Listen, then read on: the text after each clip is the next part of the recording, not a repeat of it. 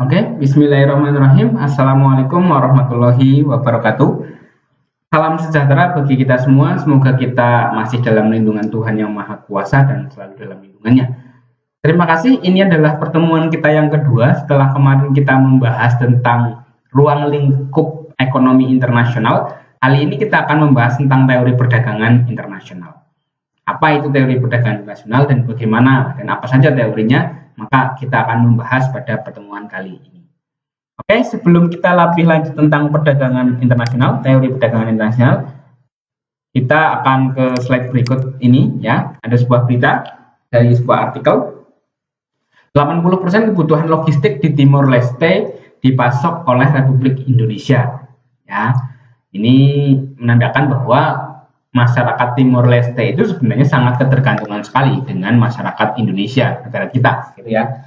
Bahkan dalam sebuah artikel disebutkan bahwa barang-barang seperti sabun itu ya, kemudian makanan ringan, Indomie dan lain sebagainya itu dipasok dari Indonesia semuanya. Ini menandakan bahwa sebenarnya negara ini kalau misalnya kita mau mengganggu kedaulatan negara ini sangat gampang sekali, karena negara ini tinggal di stop saja ekspor ke negara tersebut, maka mereka bisa tidak mandi selama berminggu-minggu begitu ya. Ini salah satu contoh saja. Dan ini sekaligus kemudian memberikan kita pandangan bahwa suatu negara tidak mesti atau tidak pernah bisa memenuhi kebutuhan hidupnya mereka sendiri.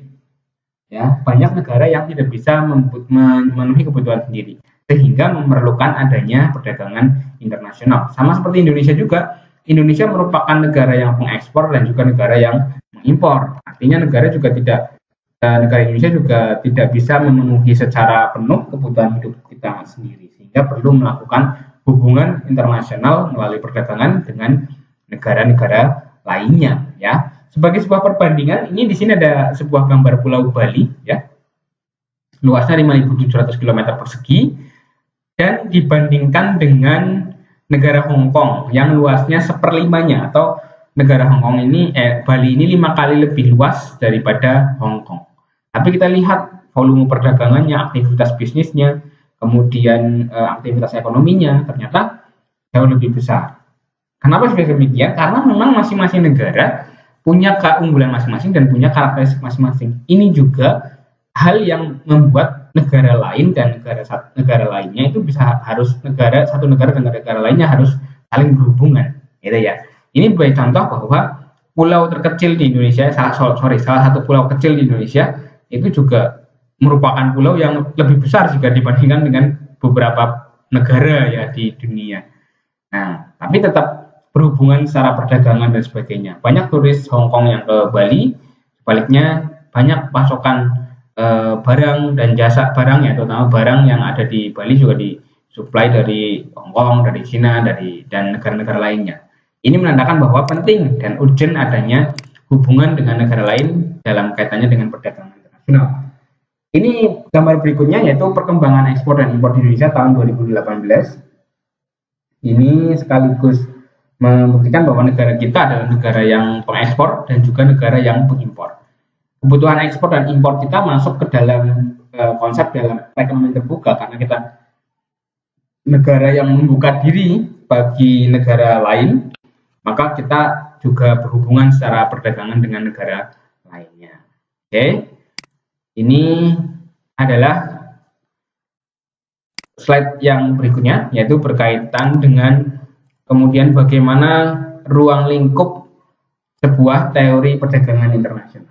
Secara umum, kalau kita lihat tadi ada slide sebelumnya, kita mengatakan bahwa perdagangan internasional itu penting, perlu dilakukan dan itu urgensi.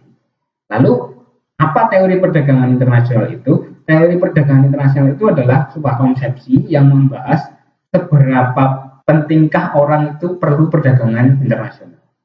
Nah, teori-teori perdagangan internasional ini dibagi menjadi dua kelompok teori besar. Yang pertama adalah teori perdagangan internasional klasik, dan yang kedua teori perdagangan internasional yang modern. Ya, teori perdagangan internasional klasik dari mulai pemikirannya kaum merkantilisme sampai dengan pemikirannya David Ricardo. Walaupun sebelum pemikiran merkantilisme ini ada pemikiran orang-orang di apa namanya zaman dahulu kala gitu ya, zamannya Mesir kuno, Romawi kuno, India kuno, yang mereka juga sudah melaksanakan fungsi-fungsi perdagangan internasional, namun belum terpetakan. Nanti pada video ini akan saya jelaskan mekanisme konsep atau berjalannya teori-teori ini sampai dengan teori perdagangan internasional modern. Dan di slide berikutnya kalian bisa menyimak di Elena yang sudah saya upload untuk terkait dengan teori perdagangan internasional. Jadi kita akan membahas ini dalam 2 atau 3 pertemuan. Namun secara garis besar di video ini akan saya berikan gambarannya. Oke. Kita berbicara mengenai teori perdagangan internasional. Sebelum perdagangan modern, kita mengenal teori perdagangan internasional klasik. Dan awal dari teori perdagangan internasional klasik ini digawangi oleh kaum-kaum merkantilisme. Merkantilisme berasal dari kata merkan, artinya berdagang atau dagangan gitu ya. Merchandise, gitu ya, barang dagangan dan lain sebagainya. Ini adalah kelompok pedagang negara yang kemudian menjadi pedagang, negara yang suka berdagang maksudnya pada di Eropa pada tahun 1300 sampai 1500-an, di mana mereka memfokuskan kehidupan negara atau mereka ekonomi negara dari sisi perdagangan internasional.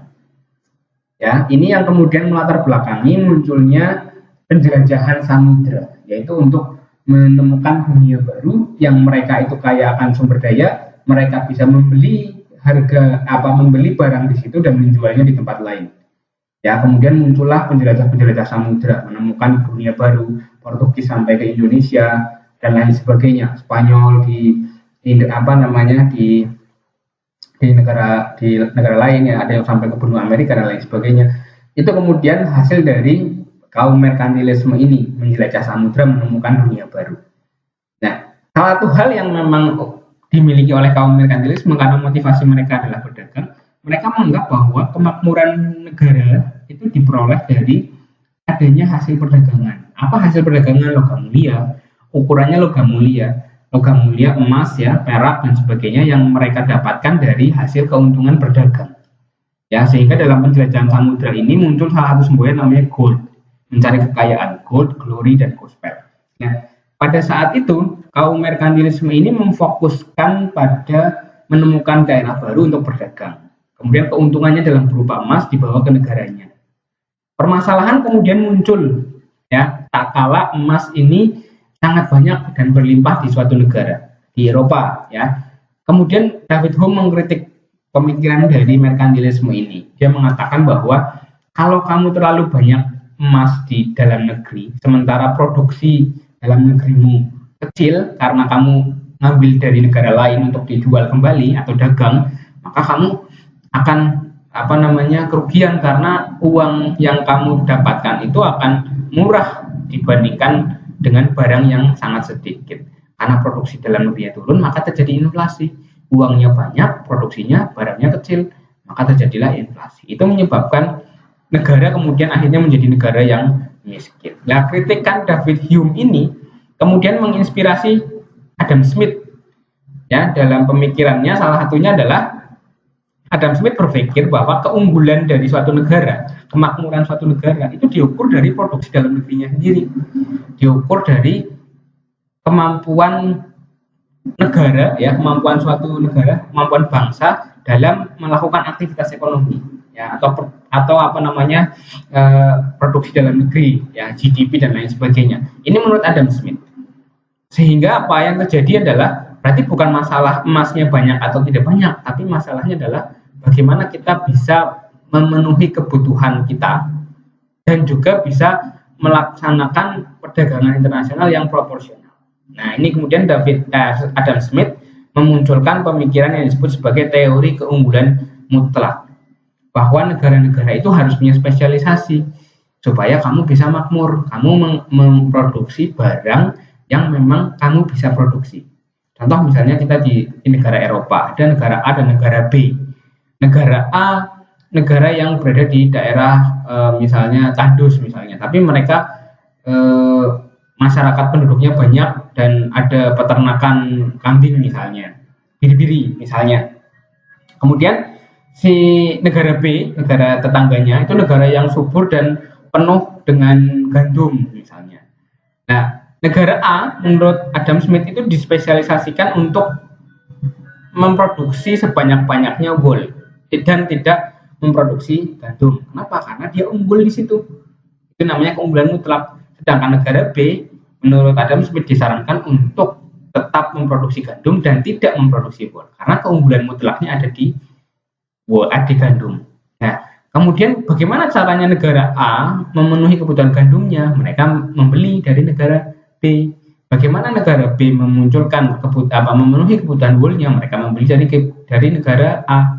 Demikian terusnya sehingga terbentuklah perdagangan internasional dengan teori keunggulan mutlak. Masing-masing negara punya keunggulan dan masing-masing negara saling bertukar. Bayangkan jika negara masih memproduksi kedua komoditas tersebut, maka tidak akan menjadi maksimal.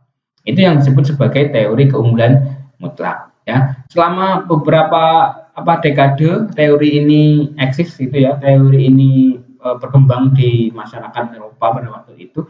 Kemudian muncullah kritik terhadap Adam Smith. Adam Smith dikritik, iya kalau misalnya satu negara dengan negara lain itu memang punya keunggulan mutlak. Satu punya unggul di wool, satu punya unggul di gandum. Lah kalau misalnya tidak, misalnya salah satu negara A ini sangat miskin sehingga dia tidak bisa memproduksi wool dan tidak bisa memproduksi gandum, apa yang akan terjadi? Nah, ini menjadi masalah kemudian. Nah, kemudian David Ricardo memunculkan sebuah teori yang disebut sebagai teori keunggulan komparatif. Teori ini menjelaskan tentang bagaimana suatu negara itu berdagang dengan negara lainnya tanpa kemudian memiliki keunggulan mutlak. Caranya apa? Dengan memaksimalkan produksi. Jika negara A memang bisa tidak memiliki keunggulan dalam bidang wool dan dalam bidang gandum, tapi dia bisa memproduksi gandum lebih banyak, maka dia akan fokus ke memproduksi gandum. Negara lainnya yang kemudian bisa memproduksi wool lebih banyak, maka mereka akan memproduksi wool. Ini yang kemudian disebut sebagai keunggulan komparatif. Apa yang dikomparatif? Kemampuan produksinya. Nah, ini dikembangkan oleh David Ricardo.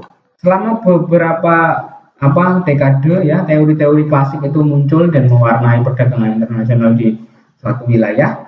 Kemudian muncul lagi era perkembangan zaman, era industri ya. Kita sudah memasuki revolusi industri yang sangat berkemajuan dan lain sebagainya. Munculnya teknologi informasi dan telekomunikasi serta akses transportasi yang lebih mudah. Kemudian teori-teori ini mulai membingungkan. Artinya teori-teori ini punya asumsi dasar satu negara itu berhubungan dengan negara lain hanya bilateral, tidak multilateral. Sementara pada kenyataannya satu negara tidak hanya berhubungan dengan satu negara lainnya, tapi dia juga berhubungan dengan banyak negara di dunia atau yang disebut sebagai bilateral.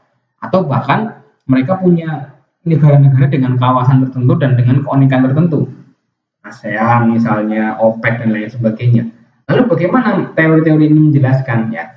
Teori ini kemudian berhenti dan tidak bisa menjelaskan lagi. Yang bisa menjelaskan berikutnya adalah teori-teori perdagangan internasional modern. Dari mulai teori Hackers dan Ohlin, ya, kemudian teori paradoks relatif, teori hidup produk, dan teori keunggulan bersaing. Nanti kita akan jelaskan satu persatu pada pertemuan yang akan datang, tapi kalian bisa membaca bahannya di materi saya ini tentang teori perdagangan internasional modern. Dan yang sekarang digunakan adalah teori yang terakhir, bukan yang terakhir, yang semuanya masih digunakan, tapi yang paling banyak digunakan adalah teori keunggulan bersaing. Baik itu dikembangkan oleh Porter, oleh Don Tunco dan lain sebagainya. Teori ini yang kemudian terus berkembang bahwa suatu negara yang melakukan perdagangan internasional tidak lain tidak bukan karena mereka memiliki keunggulan. Misalnya kenapa sih KFC ada di mana-mana ya, karena Amerika dalam hal ini MNC multinational company yang namanya KFC itu punya keunggulan, dia bisa share di mana-mana gitu ya. Kenapa kemudian Jeko tempat kita itu bisa ke luar negeri juga ya, karena kita punya keunggulan. Itu teori yang terbaru. Kenapa kemudian Thailand lebih banyak produksi beras dan lebih lebih apa namanya lebih potensial untuk mengekspor beras ya karena mereka punya keunggulan dari segi apa? Nah, ini yang kemudian akan kita pelajari bagaimana negara-negara ini memunculkan keunggulan dalam perdagangan internasional. Dan ada beberapa lagi konsep bahasan terkait dengan teori perdagangan internasional. Dari saya itu dulu yang saya sampaikan terkait ini sebagai pembuka saja. Nanti kalian bisa memperdalam lagi dan kita lanjut melalui diskusi. Silakan kalau ada pertanyaan dan lain sebagainya bisa disampaikan melalui WA grup. Jangan lupa untuk membaca slide ini secara utuh agar kalian mendapatkan informasi yang maksimal. Terima kasih. Billahi taufiq wal hidayah. Wassalamualaikum warahmatullahi wabarakatuh.